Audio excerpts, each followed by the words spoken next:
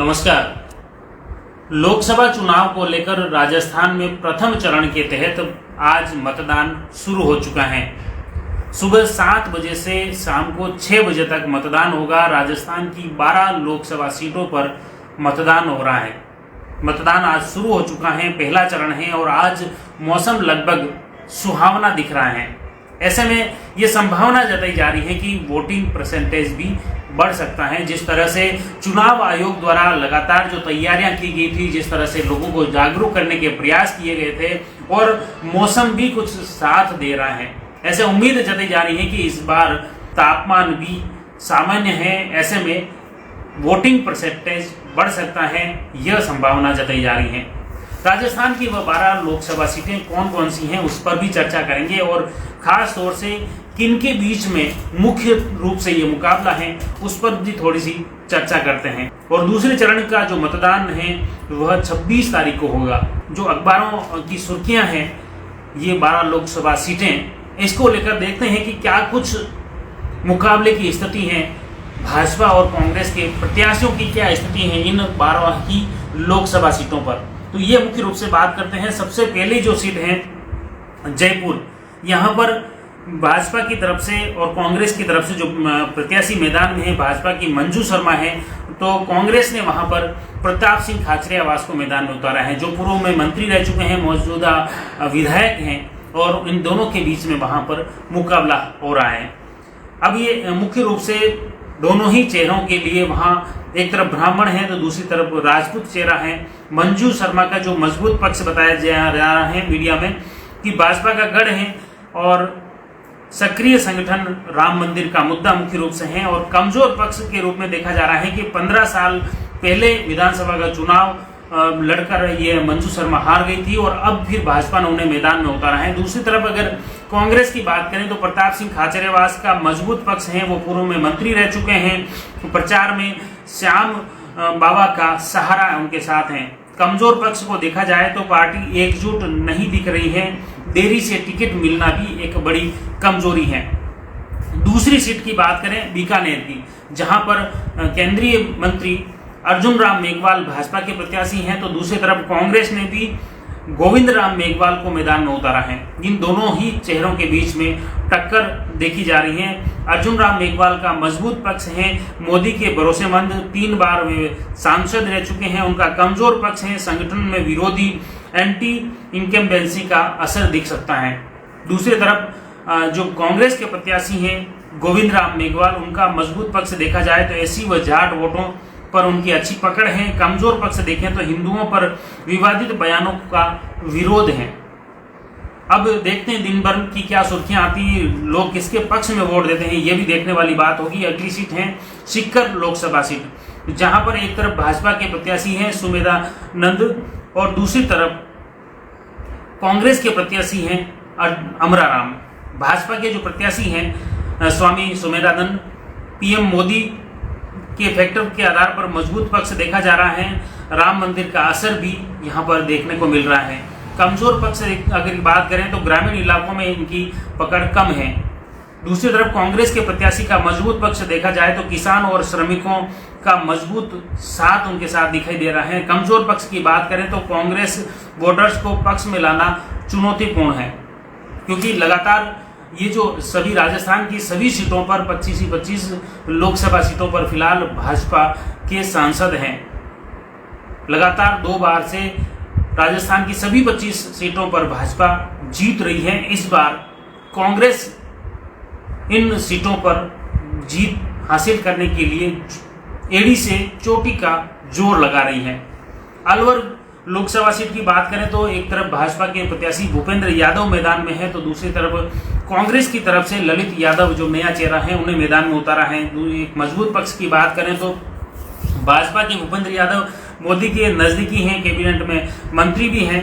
कमजोर पक्ष स्थानीय नहीं होने का फैक्टर सबसे बड़ा देखा जा रहा है। अलवर लोकसभा सीट है जहां पर मजबूत पक्ष देखें कांग्रेस प्रत्याशी का तो युवा व स्थानीय नेता हैं, हाल ही में विधानसभा चुनाव भी वे जीत कर गए हैं। कमजोर पक्ष उनका देखें तो अनुभवहीनता का असर दिख सकता है। ये 4 सीटें मुख्य हैं। इसके अलावा अगली सीट की बात करते हैं जयपुर ग्रामीण की, जहां पर भाजपा ने राव राजेंद्र सिंह को मैदान में उतारा है, दूसरी तरफ कांग्रेस ने अनिल चोपड़ा को चुनाव लड़ा रहे हैं। यहाँ पर भाजपा प्रत्याशी राव राजेंद्र सिंह का मजबूत पक्ष देखें तो संगठन की मजबूती का असर दिख रहा है और कमजोर पक्ष किसान वर्ग के वोटों में सेंध का खतरा है। दूसरी तरफ कांग्रेस प्रत्याशी जो है अनिल चोपड़ा, उनका मजबूत पक्ष है, युवा नया चेहरा पायलट का साथ का लाभ मिल सकता है।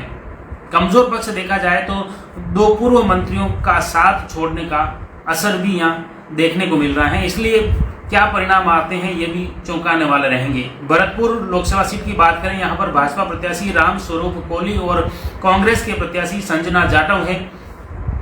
भाजपा प्रत्याशी का मजबूत पक्ष 2 चुनाव लगातार बड़े मतों से जीत और कमजोर पक्ष जाट आरक्षण आंदोलन का असर यहाँ दिखाई दे रहा है, जिसकी वजह से भाजपा का ये कमजोर पक्ष है। कांग्रेस का मजबूत पक्ष देखा जाए तो शिक्षित महिला व युवा होने का लाभ मिल सकता है भरतपुर लोकसभा सीट पर। और यहाँ कमजोर पक्ष देखा जाए कांग्रेस का तो पार्टी की लगातार हार का असर भी देखा जा रहा है फील्ड में।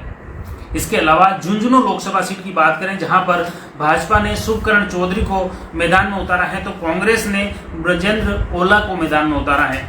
भाजपा प्रत्याशी का मजबूत पक्ष देखा जाए तो वे संगठन में सक्रिय हैं, पूर्व विधायक रह चुके हैं और कमजोर पक्ष देखें तो 4 में से 3 चुनाव हारने का फैक्टर है। दूसरी तरफ कांग्रेस प्रत्याशी ब्रजेंद्र ओला का मजबूत पक्ष देखा जाए तो परिवार की बड़ी विरासत, मौजूदा विधायक हैं वो, और कमजोर पक्ष देखा जाए तो पूरे क्षेत्र में सक्रियता नहीं होने का असर भुगतना पड़ सकता है। दौसा लोकसभा सीट की बात करें, यहाँ पर एक तरफ भाजपा के प्रत्याशी कन्हैयालाल मीणा मैदान में है तो कांग्रेस के मुरारीलाल मीणा मैदान में है। यहाँ पर भाजपा का मजबूत पक्ष 4 बार के विधायक साधारण चेहरा, ये मजबूत पक्ष हैं और कमजोर पक्ष की यहाँ पर बात करें तो पिछले 3 चुनाव हारे हैं सामान्य चेहरा। इसके अलावा दौसा सीट की कांग्रेस के प्रत्याशी का मजबूत पक्ष देखा जाए तो पूर्व मंत्री सचिन पायलट का भरपूर साथ यहाँ है और कमजोर पक्ष देखें तो पार्टी एकजुट नहीं है, भितरघात का खतरा भी यहाँ दिख रहा है। अगली चूरू लोकसभा सीट की बात करें, जहां पर भाजपा ने देवेंद्र झाझड़िया को मैदान में उतारा है, जो खिलाड़ी हैं, युवा चेहरा है और मोदी ने भी वहां पर सभा की है। मजबूत पक्ष देखा जाए तो युवा एवं नया चेहरा मोदी का असर यहां दिखने को मिल रहा है। कमजोर पक्ष की बात करें तो नेटवर्क की कमी, वोट बंटने का अंदेशा यहां पर है। कांग्रेस प्रत्याशी राहुल कसवा, उनकी बात करें तो कसवा परिवार बड़ी राजनीतिक विरासत है, कमजोर पक्ष है, सिर्फ टिकट के लिए दल बदलने की नाराजगी। वो पहले भाजपा में थे और अब कांग्रेस में शामिल होकर चुनाव लड़ रहे हैं, इसलिए यहाँ पर मुकाबला दिलचस्प हो चुका है। यहाँ अगर प्रतिष्ठा की बात भी की जाए चूरू लोकसभा सीट पर तो पूर्व नेता प्रतिपक्ष राजेंद्र राठौड़ की प्रतिष्ठा भी दांव पर है। यहाँ पर मोदी सभा कर चुके हैं और किसी भी तरीके से देवेंद्र झाझड़िया को जिताने को लेकर लगे हुए हैं। अब देखने वाले बात होगी क्या नतीजा यहाँ का रहता है। श्रीगंगानगर लोकसभा सीट की बात करें तो यहाँ पर भाजपा ने प्रियंका बेलान को मैदान में उतारा है तो कांग्रेस ने कुलदीप इंदौरा को प्रत्याशी बनाया है। प्रियंका बेलान जो भाजपा प्रत्याशी है, उनका मजबूत पक्ष देखा जाए तो पहली बार महिला को टिकट का लाभ यहां मिल सकता है। कमजोर पक्ष यह है कि विधानसभा की 8 में से सिर्फ 2 सीट जीती हैं।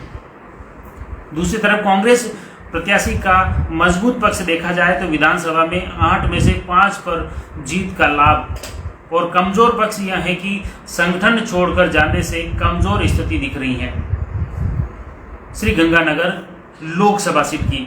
इसी तरह अगली 11वीं सीट करौली धौलपुर लोकसभा सीट की बात करें तो वहां पर भाजपा ने इंदु देवी जाटव को मैदान में उतारा है तो दूसरी तरफ कांग्रेस ने भजन लाल जाटव को प्रत्याशी बनाया है। भाजपा प्रत्याशी का मजबूत पक्ष देखा जाए तो निर्विवाद कैंडिडेट पढ़ी लिखी हैं और कमजोर पक्ष देखें तो वोटों के ध्रुवीकरण का नुकसान यहाँ हो सकता है। कांग्रेस प्रत्याशी का मजबूत पक्ष भजनलाल जाटव का देखा जाए तो जातिगत समीकरण में मजबूत हैं, कमजोर पक्ष की बात करें तो बाहरी होने का ठप्पा और संगठन में पकड़ नहीं है या कम है। इसी तरह अंतिम 12वीं लोकसभा नागौर लोकसभा सीट है, जहां को लेकर काफ़ी चर्चाएं बनी हुई हैं। नागौर लोकसभा की 2 विधानसभा राजसमंद लोकसभा सीट के अंदर आती हैं, 2 विधानसभाएं, जबकि बाकी की नागौर लोकसभा क्षेत्र में है। यहाँ का मुकाबला भी बड़ा रोचक है।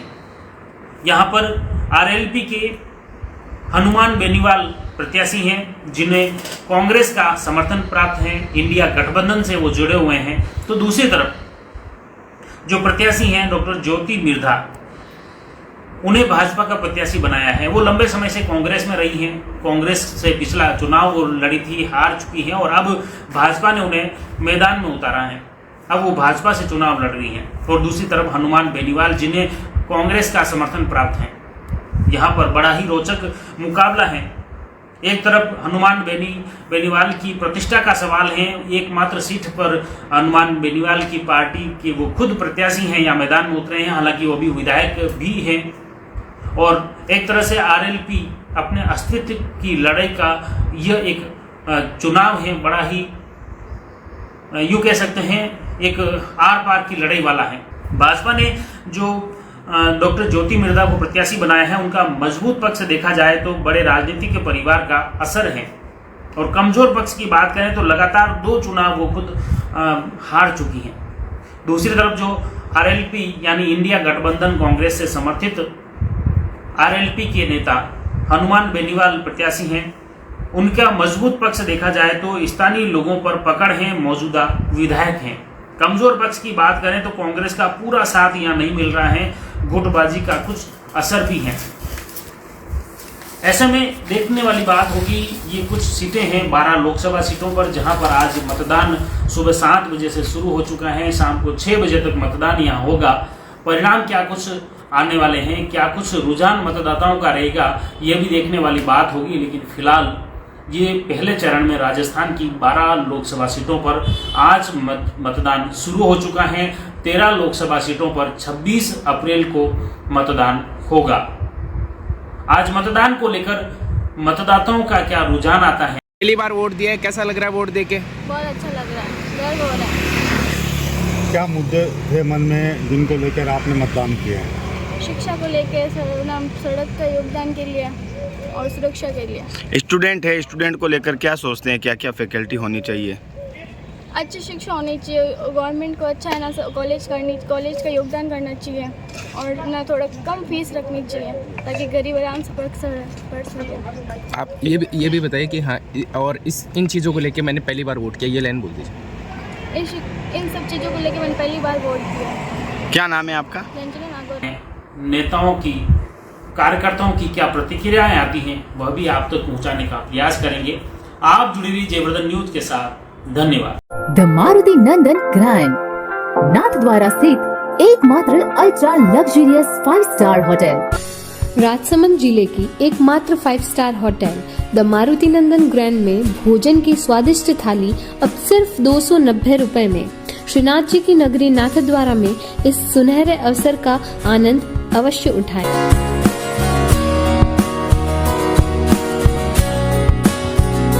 मारुति नंदन ग्रैंड, थिंक नाथद्वारा, थिंक नंदन ग्रैंड।